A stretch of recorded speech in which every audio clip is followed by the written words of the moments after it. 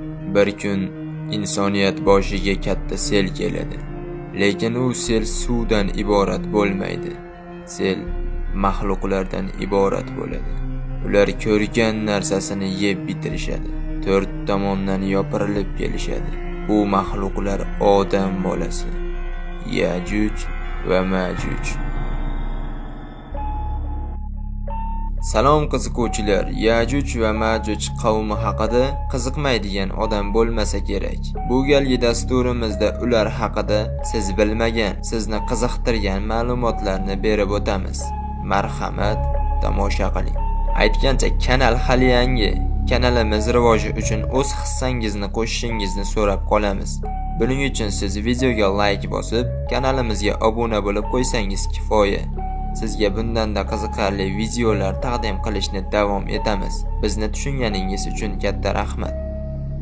Yajuj va Majuj qavmi Iskandar Zulqarnayn tomonidan bartaraf qilinib, ikkita tog' orasidagi g'orga berkitib qo'yilgan. Ular hozir qayerdaligi sirligicha qolmoqda.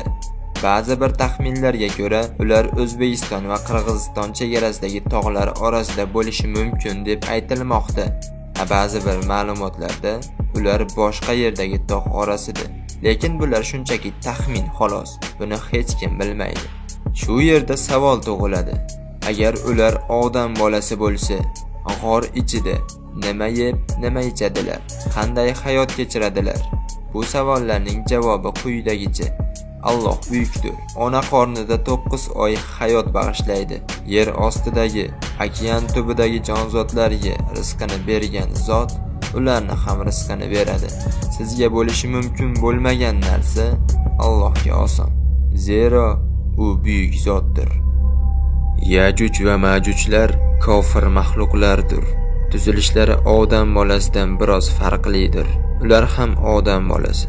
Yuzlari yassi, ko'zlari kichik bo'ladi. Quloqlari fil qulog'idek yuyuk bo'ladi va bo'ylari qisqa bo'ladi.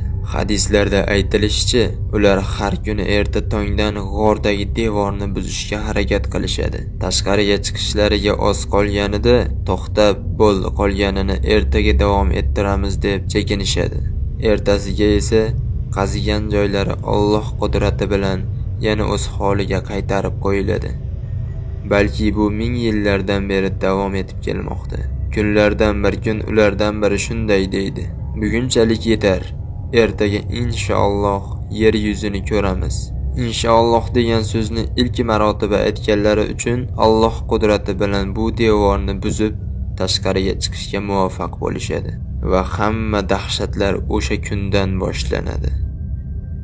1000 yillar g'or ichida asir qolgan bu mahluqlar qum zarralaridek sanoqsiz va ko'p bo'lishadi. Har birining 1000 tadan bolasi bo'ladi. Tepaliklardan sel kabi oqib kela boshlaydilar.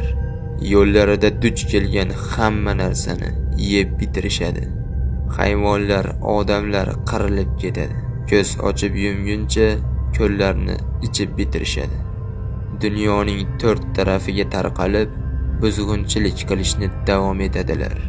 Bir kuni ulardan biri biz yer yuziga hukmdor bo'ldik, biz yerni yengdik deb aytadi.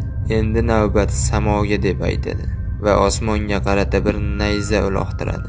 O'sha nayza osmondan qonga belangan holda qaytib tushadi va ular biz osmon ahlini ham yengdik deb turganlarida bu kibrlari Allohga xush kelmaydi va bo'yinlaridan bir balo keladi. Bo'yinlariga Alloh qurtlarni yuboradi va ular bir kechada qirilib ketadi. Yer yuzi nafas olib bo'lmaydigan darajada badbo'y hid bilan qoplanadi. Hamma yer ularning o'liklari bilan to'ladi. Dunyo xuddi ochiq mozorga o'xshab qoladi. Hozirda siz va biz bilgan dunyodan asar ham qolmaydi. Hadislarda aytilgan joy Yajuj va Majuj qavmi qayerda? Bu hozirgacha olimlarni, hamma insonlarni qiziqtirib keladi. Lekin Allohning buyrug'i bo'lgan sirli joyni haligacha hech kim topa olmagan. Azizlar, bugungi dasturimiz ham shu yerda o'z nihoyasiga yetadi. Qanday videolarni ko'rishni xohlaysiz? Qanday ma'lumotlar sizni qiziqtiradi? Kommentariyaga yozib qoldiring. Biz u videoni albatta tayyorlashga harakat qilamiz.